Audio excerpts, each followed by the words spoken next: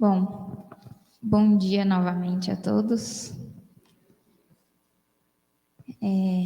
Depois de um momento tão abençoado como esse, né? Dessa abertura musical, a gente fica até mais receptivo mesmo para as reflexões do dia.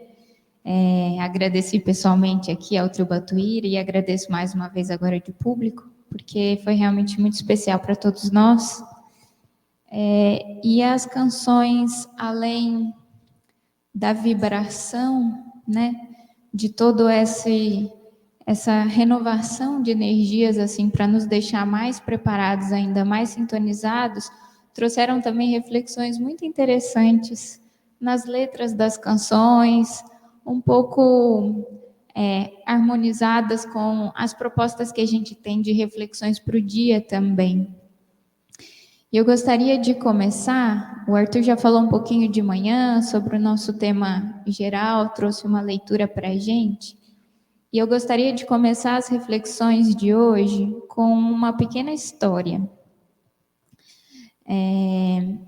A gente vai falar um pouquinho sobre discípulos do caminho, sobre caminho e a nossa jornada.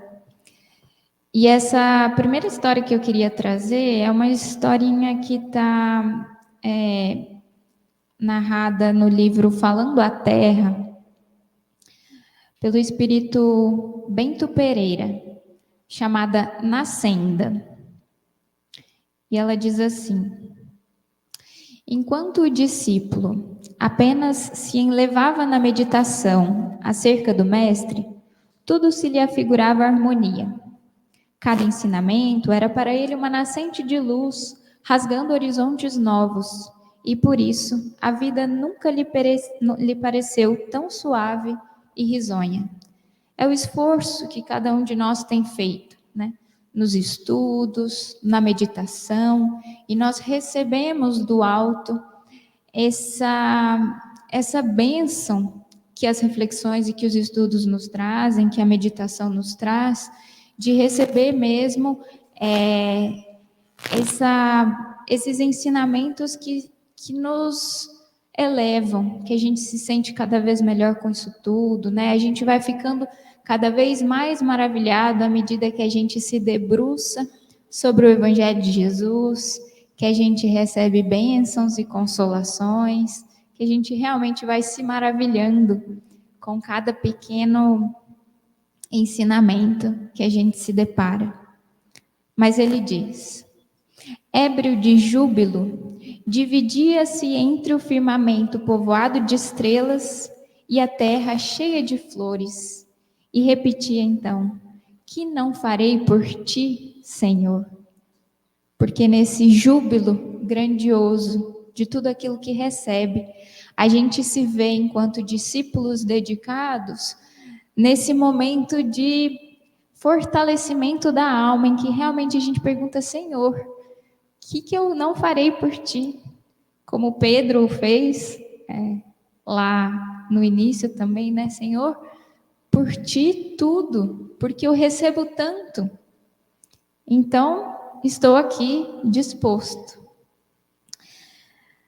Mas aí, muitas luas decorreram, assinalando a passagem do tempo, quando o mestre deliberou chamá-lo à sua presença augusta. Escutando a divina voz, o aprendiz pôs-se em marcha, transbordante de contentamento. Que não faria para testemunhar amor e gratidão? Foi chamado e o coração alegre, sedento, disposto como estava, colocou-se então realmente pronto à disposição. Senhor, está me chamando, vou contigo. Em plena estrada, contudo, arrefeceu-se-lhe o ânimo. É que lhe era enorme o dispêndio de energia, ressumando-lhe o suor em grossas bagas. Erguia-se a poeira, fustigando-lhe o rosto. De espaço a espaço, desabava um temporal, dardejando-lhe em torno raios deslumbrantes e aterradores. E então, A lama se enovelava e espargia em todas as direções. Quando a sede o escaldava, não via senão água barrenta, e se a fome o corroía, somente encontrava frutos amargos e ervas venenosas. Ele, que começara a viagem à marcha batida, arrastava-se agora passo a passo. Colocou-se à disposição, estava no caminho, mas aí começaram a vir as dificuldades.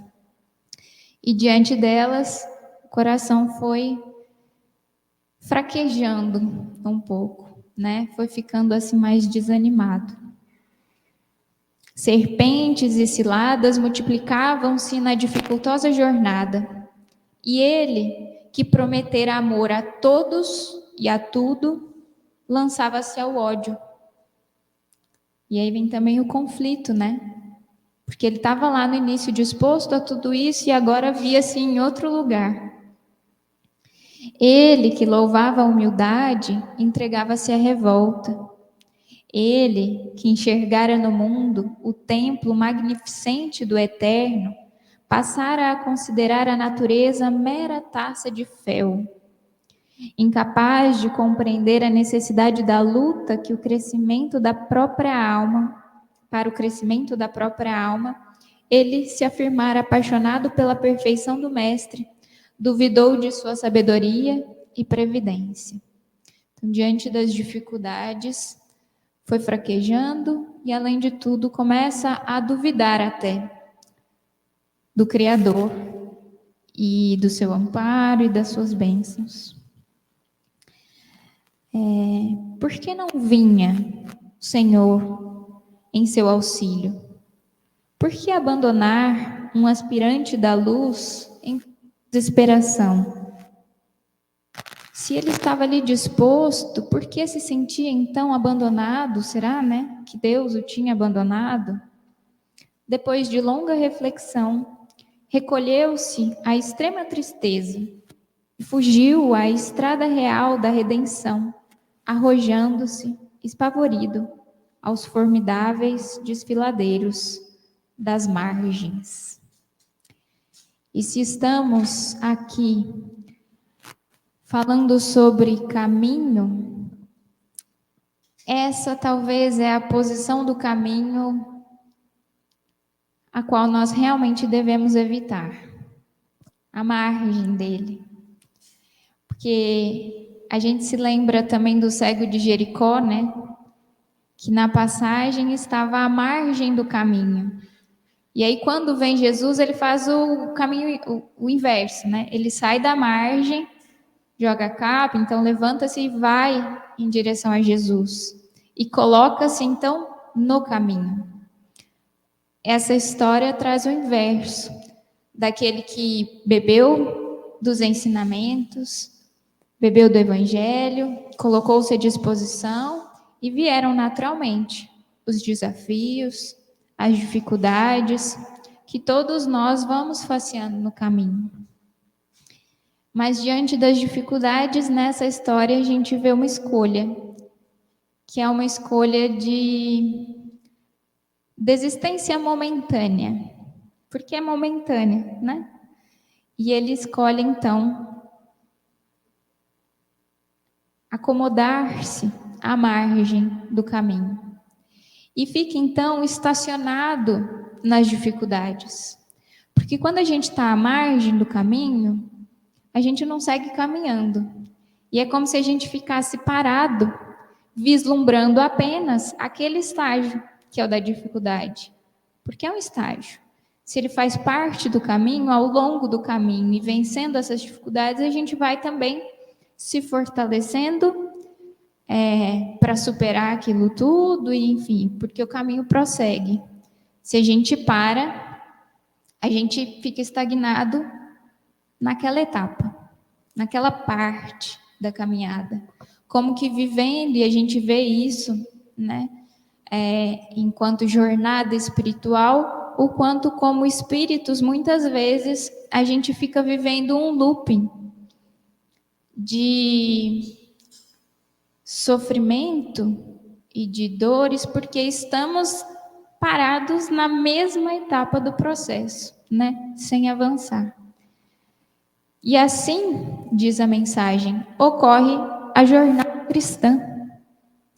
Enquanto o seguidor do Evangelho apenas dorme e sonha, falando e imaginando fora das realidades que lhe dizem respeito, é como o bateleiro em Lago Plácido, a vogar de manso a brisa acariciante sob um céu azul.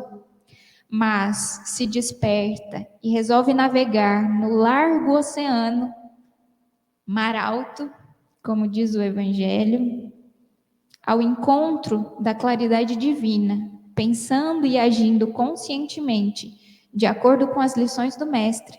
Os recifes e os vagalhões lhes sobranceiam o batel em desafio ao aventureiro. Trava-se então a grande batalha. Somente a fé, ungida de amor, conseguirá vencer. Então é essa imagem das nossas jornadas, seja ela de uma encarnação, seja ela da jornada ampla da vida como um todo, entre os seus processos de encarnação e vida fora da matéria, estamos nesse processo da jornada. Não à toa Pedro vai nos chamar na sua primeira carta de forasteiros e peregrinos, a todos nós. Porque somos forasteiros do caminho, peregrinos na jornada da vida. O convite do Criador, com a sua magnífica cadência da criação, é para cada espírito uma jornada. Nós nascemos, fomos criados, né, simples e ignorantes, e a partir de então, estamos inseridos nessa jornada da vida, rumo à angelitude, rumo à perfeição. E esse processo não é instantâneo, não é livre de desafios, como a gente vê aqui, é uma jornada longa, é uma jornada de construção, e ela é eterna, segue, né? Claro, depois da perfeição, os espíritos continuam a sua jornada, sabe-se Deus para quais horizontes, até Deus. E então estamos todos nesse processo, como forasteiros e peregrinos, a jornada da vida. E o chamamento aqui é para estarmos atentos sobre se estamos realmente caminhando ou se as margens, seja da dificuldade ou mesmo a margem da contemplação apenas. Porque o início da mensagem é esse. É aquele discípulo que, maravilhado com tudo que recebe, está encantado. E a gente se encanta mesmo, isso é bonito, porque o Evangelho também tem esse papel do encantamento, que é o que vai nos impulsionar a iniciarmos a jornada. A gente recebe muito. E que bênção é quando o nosso coração realmente já está disposto para falar: Senhor, para onde eu vou, né? O que é que queres de mim? E aí a gente se coloca à disposição, porque se a gente se ficar apenas no maravilhar-se, lá do início, da acomodação em que estamos, parece simples, não é? Porque, como na mensagem aqui, aquele que não saiu a atender ao chamado do Cristo e andar por essa estrada, não vai facear as dificuldades que existem ali no caminho. E isso é uma ilusão, porque sentados na nossa acomodação, nós não estamos na jornada. Nós não percorremos o caminho. Estamos ainda sentados à margem dele. Mas, se é um caminho, nós nos lembramos do tema central aqui que nos reúne nesse ponto. Importa, porém, caminhar hoje, amanhã e no dia seguinte. Caminhar hoje a partir de agora, amanhã, no dia seguinte, e a gente voltando um pouco à origem, né, dessa palavra do caminhar que está colocado aqui nesse versículo, é uma palavra, um verbo, né, que nos coloca como ir, como uma jornada mesmo, como uma viagem, que nos lembra muito do processo da caminhada, como um processo contínuo, que começa em um momento e que é contínuo, né? Nós somos convidados, apesar das lutas desse caminho, a seguirmos o processo. E a termos nessa caminhada uma constância.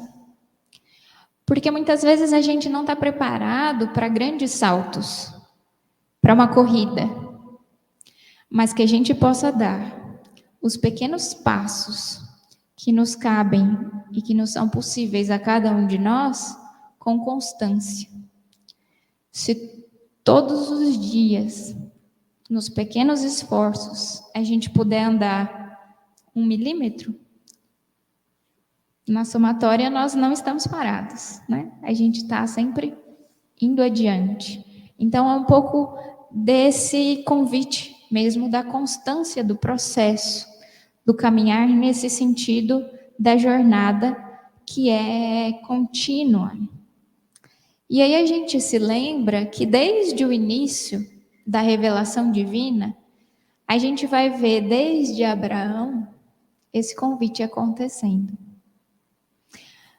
Abraão, Paulo nos lembra na sua carta aos Hebreus que pela fé ele foi chamado. E aí diz Paulo, lá na carta aos Hebreus, no capítulo 11, no versículo 8. Pela fé, Abraão, do chamado, obedeceu. Ele foi chamado e atendeu ao convite do Pai, né? Indo para um lugar que havia de receber por herança e saiu sem saber para onde. Nesse primeiro momento, na primeira revelação, a gente vê o coração representado aqui por Abraão disposto a ir com o pai para um lugar que ele nem sabia qual era. Ele plenamente confia e vai. Começa a jornada, né? Essa é a imagem bonita de Abraão, de uma confiança plena que segue em caminho sem nem saber para onde nesse primeiro momento. E ele vai pela fé. Emmanuel tem uma mensagem que ele comenta esse versículo no livro Fonte Viva, capítulo 3, que ele chama Na Grande Romagem. É isso, né? Uma romagem, uma jornada, uma caminhada, um processo de ir adiante. E aí nessa mensagem ele vai dizer que pela fé o aprendiz do evangelho é chamado, como Abraão, à sublime herança que lhe é destinada.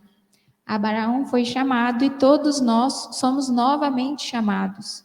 Nós já estamos inseridos na jornada evolutiva, nessa trilha, nesse caminho, cada um, né, com a sua própria, na nossa jornada de evolução. E muitas vezes a gente para, a gente sofre, a gente desvia, cada um vai fazendo o seu processo. Mas a gente tem sempre alguns postos ao longo do caminho, de amigos queridos, de situações, de mensagens, chamados que Deus e o Cristo encontram para nos relembrar da jornada na qual nós estamos inseridos. A gente não fugiu dela. Às vezes a gente tenta fugir um pouco, né? Mas a gente está ali no processo. Porque como criaturas, todos nós estamos nesse processo. E aí esses postos no caminho de bênçãos, pequenos oásis, que às vezes durante o deserto a gente tem a bênção de encontrar, de dessedentarmos-nos, a gente vai encontrando esses pequenos postos que nos relembram um pouco. Abraão foi chamado lá no início, nós temos sido chamados reiteradas vezes, pelo tanto que temos podido receber, acolher e conhecer. Que possamos acolher tudo isso para entrarmos novamente na marcha, se a gente estiver parado. E se a gente estiver caminhando, que a gente se sinta mais fortalecido para seguir adiante, para continuar, né? Para não parar diante disso tudo. Ele vai dizer nessa mensagem, Emmanuel, que a gente vai encontrar, sim, dificuldades, como Abraão encontrou, né, como ele viu, mas que a gente possa seguir abrindo esses horizontes da caminhada e da jornada. Lá no final ele diz para nós que Abraão obedeceu sem saber para onde ia e encontrou a realização da sua felicidade, porque confiou plenamente. Nós temos sido conduzidos nesse processo todo por Deus, por Jesus, pelos nossos benfeitores, né? Mas ele diz aqui também, obedeçamos nós por nossa vez, conscientes de nossa destinação e convictos de que o Senhor nos espera, além da nossa cruz, para além da dificuldade, nos cimos resplandecentes da eterna ressurreição. Isso é muito bonito, porque as cruzes existem, as dificuldades, elas fazem parte do processo e todos nós as vivenciamos. Mas o bonito do Evangelho é que ele não finaliza na cruz, no martírio, né? O Evangelho, depois da cruz, tem a ressurreição. É um ensinamento de Jesus para nos fortalecer o coração de esperança quando cada um de nós estiver carregando as suas próprias cruzes. E aí a gente lembra que a cruz é uma ferramenta bendita para a gente crescer, porque o caminho, ele é importante não só pelo fim dele, ele é mais importante pelo processo ao longo dele. Quando a gente vai encontrando no caminho essas cruzes, essas lutas, essas dificuldades, elas são ferramentas e oportunidades benditas que nos fazem continuar caminhando, aprendendo com isso, fortalecendo os nossos ombros, fortalecendo as nossas pernas. E aí, por conta do processo, a gente cresce. E aí, então, a gente consegue chegar mais adiante no caminho e encontrar mais benesses, mais bênçãos, enfim. O processo da caminhada não é pelo fim dele, é por todo o caminho que vai nos preparando para o fim também, né? E aí, a gente se pergunta então, né? Abraão foi sem saber para onde. Estava lá no início da revelação divina, mas cada um de nós, para onde é que estamos indo? Qual é esse caminho? Porque depois de Abraão, nós já tivemos muitas outras etapas dessa revelação. Então, a gente tem mais elementos para entender melhor qual é esse caminho. E nós sabemos que Jesus tem nos seus ensinamentos uma fala que resume tudo isso. Quando ele diz: eu sou o caminho. Eu sou o caminho, a verdade e a vida. E ninguém vem ao Pai senão por mim. Ele mostra para nós qual é o fim, quando ele nos diz que ninguém vem ao Pai senão por mim, mostrando que o fim não como o fim que acaba, né? Como a gente lembrava, na jornada evolutiva nós sempre vamos adiante, mas no fim, como horizonte, está Deus. E Deus, na sua perfeição de Criador, é para nós criaturas inatingível, porque nós nunca seremos como Ele. Mas temos então esse horizonte para o qual sempre caminhar.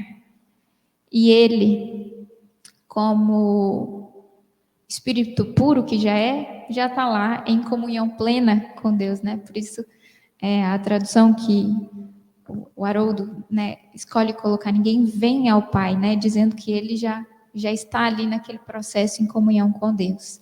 E nos fala então do caminho mesmo, do processo, quando ele diz: eu sou o caminho. Eu sou representa toda a missão, toda a tarefa do Cristo, como exemplo que é para nós, como modelo e guia, como nós aprendemos com a doutrina espírita. Jesus, com o seu evangelho, vem nos mostrar a rota. Não é guia? Ele fez esse processo. Jesus é criatura e trilhou o processo da evolução, como nós temos trilhado também. E porque trilhou, pode ser um guia. Um guia é aquele que conhece o caminho. Ele conhece bem o caminho e vem nos apresentar esse caminho e nos mostrar como traçá-lo, como caminhar também por ele. Trouxe tudo isso em forma de ensinamento e, sobretudo, em forma de vivência, quando veio estar conosco. Nós temos o roteiro em mãos. O Evangelho de Jesus é o roteiro da sua vida. E essa é a bênção. Nós temos a oportunidade, a gente se lembra até, né, daquela passagem de Paulo de Tarso, quando estão ali na primeira das viagens que faz com Barnabé, e aí são encontrados ali por assaltantes e tal, e falavam de um tesouro e tal. Quando os assaltantes chegam na caverna ali onde eles estavam, eles ficam: vocês falavam de um tesouro?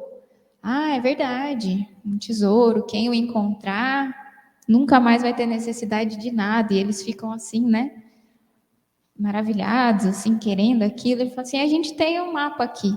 E aí tira os pergaminhos. É isso, a gente tem esse mapa até hoje.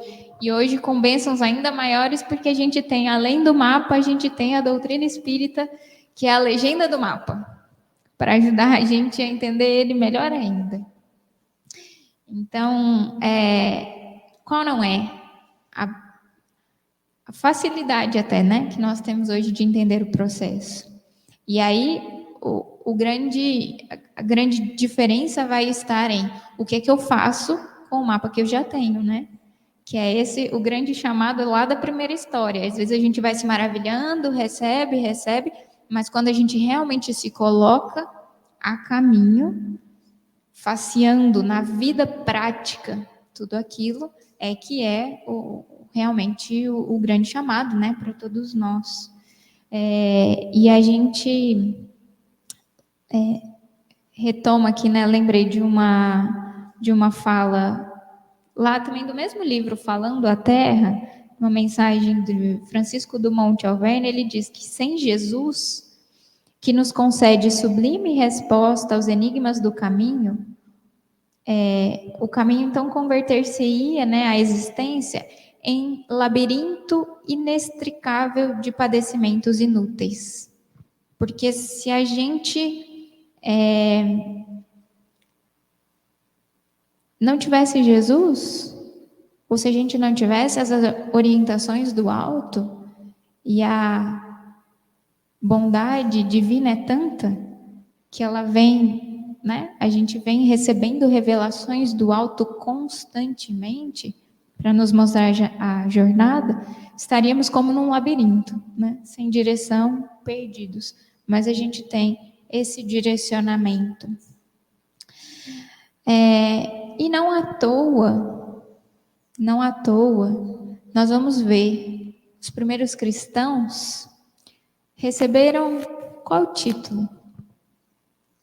Homens e mulheres do caminho. Claro, muito vinculado à Casa do Caminho, né? Primeira instituição,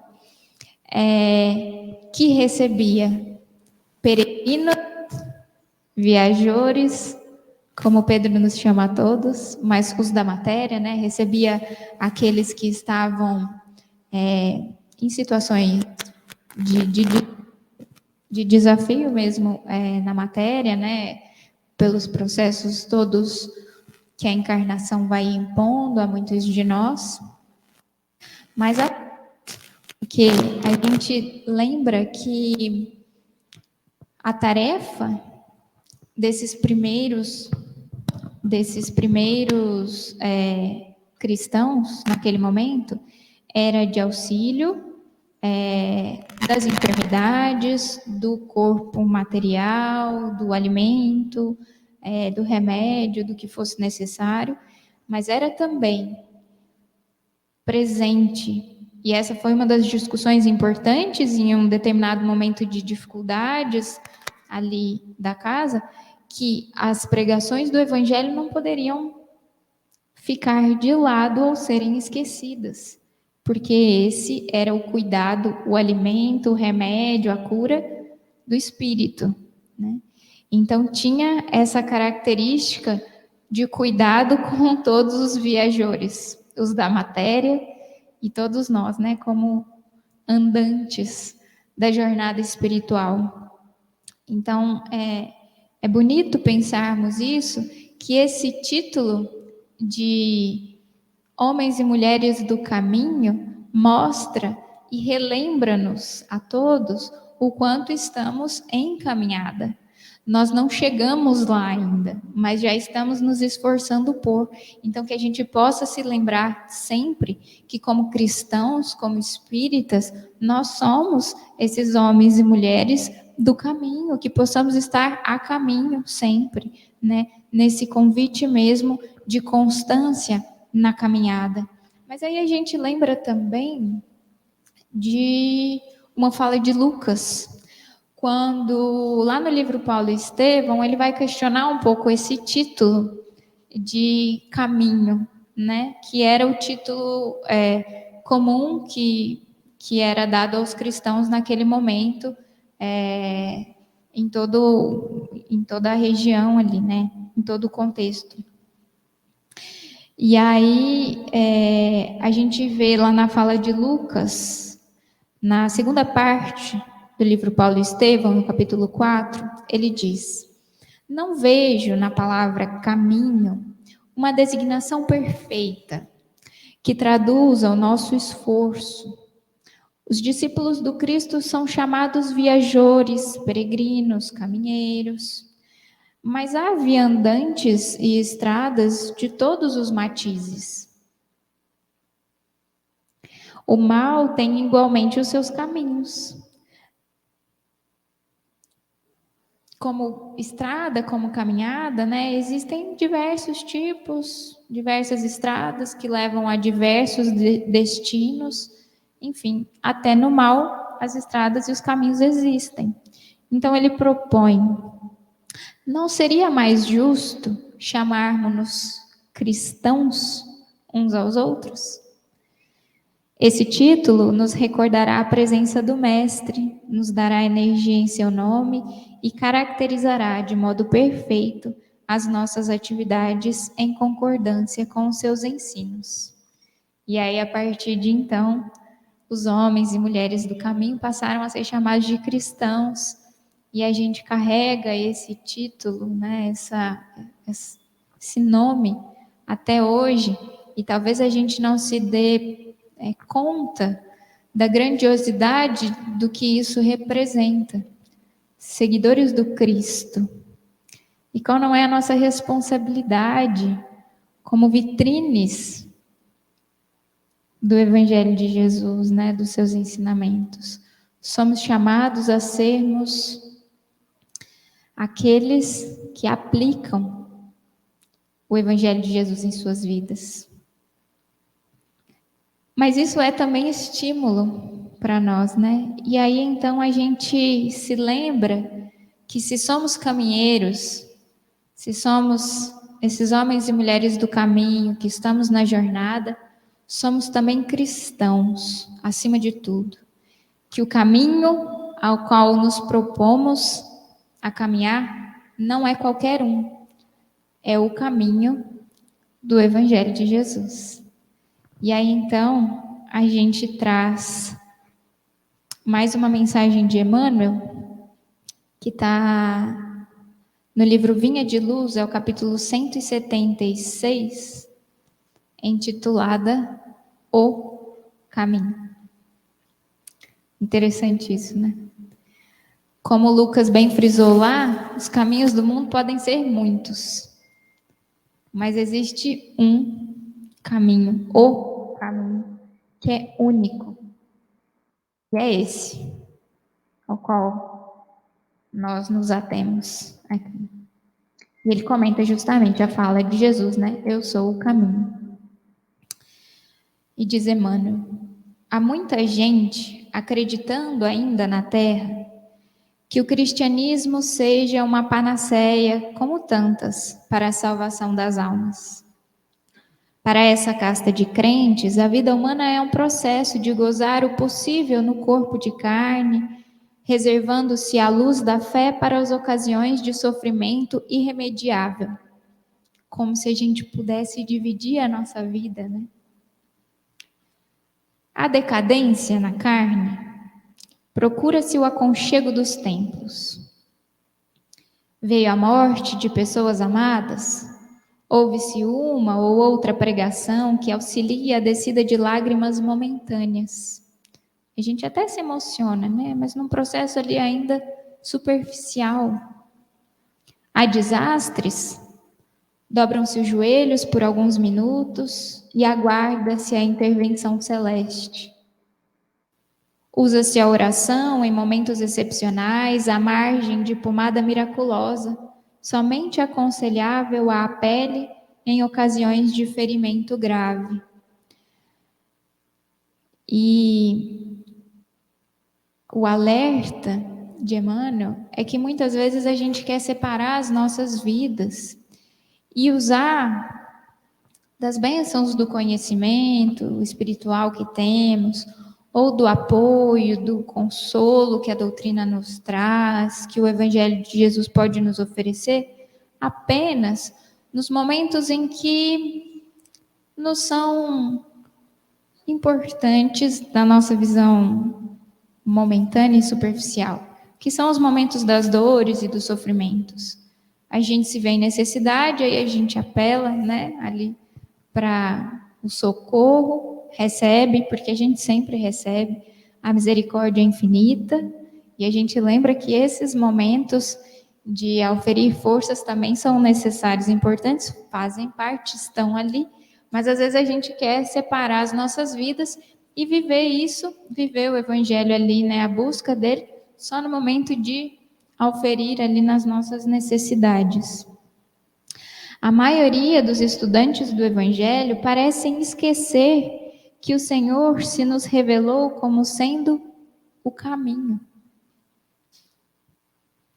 Não se compreende estrada sem proveito. Abraçar o cristianismo é avançar para a vida melhor. O cristianismo, o Evangelho de Jesus, é para nós esse convite de constância, de caminho, sempre para uma vida melhor, né? A gente vai se fortalecendo mais uma vez, como a gente falava naquela imagem inicial, a gente vai se fortalecendo no processo. E aí sempre vem, claro, auxílio, amparo, apoio, mas que a gente possa estar disposto a continuar na jornada, né? Dando também de nós o que nos cabe. Porque como cristãos, Jesus também espera a nossa colaboração no mundo. E a nossa colaboração no mundo não vem sem dificuldades, sem encontrarmos as resistências naturais do caminho, que possamos ser esses que vão também a semear, né? Como semeadores da parábola. Aceitar a tutela de Jesus e marchar em companhia dele, olha que bonito, que a gente não marcha sozinho, marchamos em companhia dele. É aprender sempre e servir diariamente. Não só nos momentos que a gente quer, ou que a gente está bem disposto, ou que a gente diariamente. Com renovação incessante para o bem infinito, porque o trabalho construtivo em todos os momentos da vida é a jornada sublime da alma no rumo do conhecimento e da virtude, da experiência e da elevação. A jornada é um convite de trabalho, de realização, né? Que a gente possa seguir nesse comprometimento do trabalho constante. Zonas sem estradas que lhes intensifiquem o serviço e o transporte são regiões de economia paralítica. Acontece isso no mundo. Se uma região não tem estrada, aconteceu, a gente vê na história do nosso país, por exemplo, lugares em que a via férrea passou, desenvolveram-se mais. Onde não existiam essas estradas, esses caminhos, as cidades não puderam se desenvolver, porque não tinha ali essa rota, né? Cristãos que não aproveitam o caminho do Senhor para alcançarem a legítima prosperidade espiritual são criaturas voluntariamente condenadas à estagnação. Nós podemos e temos em mãos essa escolha. Podemos escolher e temos em mãos, então, essa possibilidade, essa chance e esse chamado mesmo de escolha. Escolheremos estar estagnados voluntariamente, porque já temos conhecido e já temos mapa, já temos as rotas a seguir, ou vamos então escolher estar com Jesus para essa jornada de trabalho, com dificuldade sim, mas fortalecidos com o amparo do alto para seguirmos adiante. Eu queria só finalizar com uma oração. Uma oração do caminho, também de Emmanuel, que a gente encontra no livro Uma Vida de Amor e Caridade, chamada Oração do Caminho. Senhor Jesus, ampara-nos na jornada que empreendemos. Não nos permitas interromper a caminhada ante as serpes do caminho, que acima da estrada em sombra possamos vencer as pedras e eliminar os espinhos. Em nome do teu amor, não nos concedas, Senhor, o luxo do repouso desnecessário, e sim, deixa-nos subir com a nossa cruz ao Calvário, pelo trabalho incessante nas lutas de cada instante. Queremos seguir contigo em teu longo itinerário para alcançarmos um dia, sob a perfeita alegria, o teu reinado de amor. Que Jesus nos ampare, nos inspire, nos abençoe a todos e um ótimo dia.